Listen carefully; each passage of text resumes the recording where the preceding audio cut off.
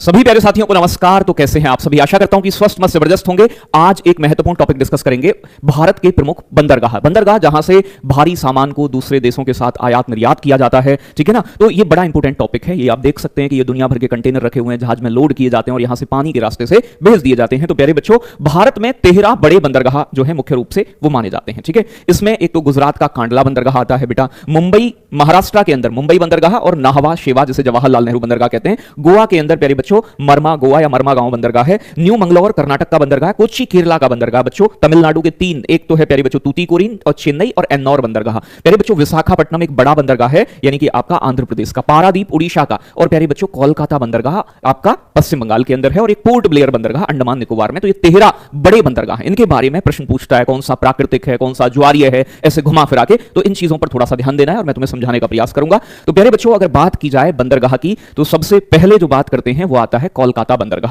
कोलकाता के साथ साथ एक बेटा हल्दिया बंदरगाह भी है पश्चिम बंगाल में, ठीक है जी। तो एक है आपका हल्दिया। तो हल्दिया भी कहां है बेटा? अगर आपसे पूछ ले हल्दिया बंदरगाह, तो हल्दिया भी वेस्ट बंगाल के अंदर, पश्चिम बंगाल के अंदर आता है, ठीक है। यानी कि बच्चों कोलकाता बंदरगाह हुगली नदी के तट पर है। एक इंपॉर्टेंट बात तो इसकी ये बन जाती है, किस नदी के किनारे? हुगली नदी पर स्थित है।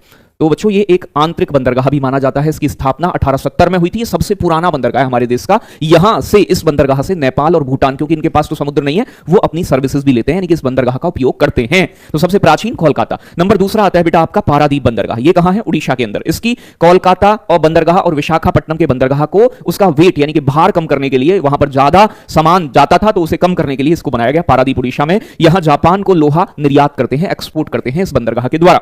आगे बात करें नेक्स्ट आपका, तो नेक्स्ट आता है बेटा विशाखापट्टनम बंदरगाह। कहां पड़ता है? आंध्र प्रदेश के अंदर। भारत का सबसे गहरा बंदरगाह। वेरी इंपॉर्टेंट, एग्जाम में प्रश्न बनेगा आपसे, भारत का सबसे गहरा बंदरगाह कौन सा है? तो सही जवाब आएगा विशाखापट्टनम। और ये एक नेचुरल पोर्ट है, प्राकृतिक। एक तो ऐसे बंदरगाह होते हैं जो बनाए जाते हैं, ठीक है ना, वहां कंस्ट्रक्ट किए जाते हैं, ऐसी माहौल पैदा किया जाता है जिससे कि जहाज आसानी से आ सके और एक नेचुरल तरीके से, यानी कि ऐसी स्थिति प्रदान करते हैं तटीय क्षेत्रों में जहां जहाज आ सके। तो ये प्राकृतिक रूप से बना बंदरगाह है। एन्नौर बंदरगाह प्यारे बच्चों, ये तमिलनाडु के अंदर है एन्नौर, और ये देश का पहला निगमित बंदरगाह माना जाता है। तो एन्नौर तमिलनाडु में। तूतीकोरिन बंदरगाह भी तमिलनाडु के अंदर है। तो एन्नौर, तूतीकोरिन और चेन्नई। तो प्यारे बच्चों तूतीकोरिन बंदरगाह जो है ये तमिलनाडु में। ये तमिलनाडु का दूसरा बड़ा और भारत का चौथा सबसे बड़ा कंटेनर बंदरगाह है। यह एक कृत्रिम बंदरगाह है, यानी कि इसे बनाया गया है। चेन्नई बंदरगाह ये भी तमिलनाडु में। ये भारत का दूसरा सबसे बड़ा बंदरगाह है, क्योंकि सबसे पहला सबसे बड़ा बंदरगाह मुंबई बंदरगाह है। ये भारत का सबसे बड़ा कृत्रिम बंदरगाह है। अब ये बात बहुत इंपॉर्टेंट हो जाती है कि भारत का सबसे बड़ा कृत्रिम बंदरगाह कौन सा है? तो आपका जवाब आएगा चेन्नई। और भारत का सबसे गहरा बंदरगाह कौन सा है? विशाखापट्टनम। याद रखोगे।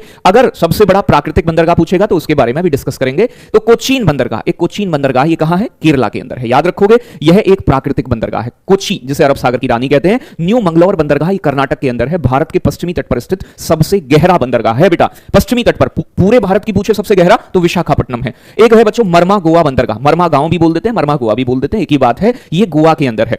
ये प्यारे बच्चों ज्वारी नदी के मुहाने पर स्थित है और यहां से प्यारे बच्चों लोहे का एक्सपोर्ट किया जाता है, निर्यात किया जाता है। सबसे ज्यादा लोहा जो भारत दूसरे देशों को एक्सपोर्ट करता है वो गोवा से ही करता है और 40% लोहा यहां से एक्सपोर्ट किया जाता है, क्योंकि कर्नाटक की जो बाबा बुदन पहाड़ी है वो लोहे के लिए ही जानी जाती है। जवाहरलाल नेहरू बंदरगाह, जिसे हम नाहवा सेवा बंदरगाह कहते हैं, ये महाराष्ट्र में है। ये देश का सबसे बड़ा कंटेनर बंदरगाह है। कंटेनर का मतलब जहां कंटेनर लोड किए जाते हैं, बड़े बड़े कंटेनर होते हैं जिसमें सामान जाता है। तो सबसे बड़ा कंटेनर बंदरगाह कौन सा है? जवाहरलाल नेहरू। इस बंदरगाह का निर्माण महाराष्ट्र के अंदर मुंबई बंदरगाह के दबाव को, क्योंकि वहां ज्यादा भीड़ भाड़ रहती थी, ज्यादा सामान पहुंच जाता था, उसे कम करने के लिए किया गया। तो सबसे बड़ा कंटेनर बंदरगाह बच्चों कौन सा है? जवाहरलाल नेहरू। मुंबई बंदरगाह बच्चों महाराष्ट्र के अंदर है। ये भारत का सबसे बड़ा बंदरगाह है। ये एक प्राकृतिक गहरा जलपोताश्रय है। तो भारत का सबसे बड़ा प्राकृतिक बंदरगाह कौन सा है? तो मुंबई महाराष्ट्र। सबसे बड़ा बच्चों आपका कंटेनर बंदरगाह कौन सा है? जवाहरलाल नेहरू बंदरगाह, ठीक है जी। अगर आपसे पूछे सबसे बड़ा कृत्रिम बंदरगाह कौन सा है, तो चेन्नई बंदरगाह। सबसे गहरा कौन सा है? विशाखापट्टनम बंदरगाह। बहुत इंपॉर्टेंट बातें हैं।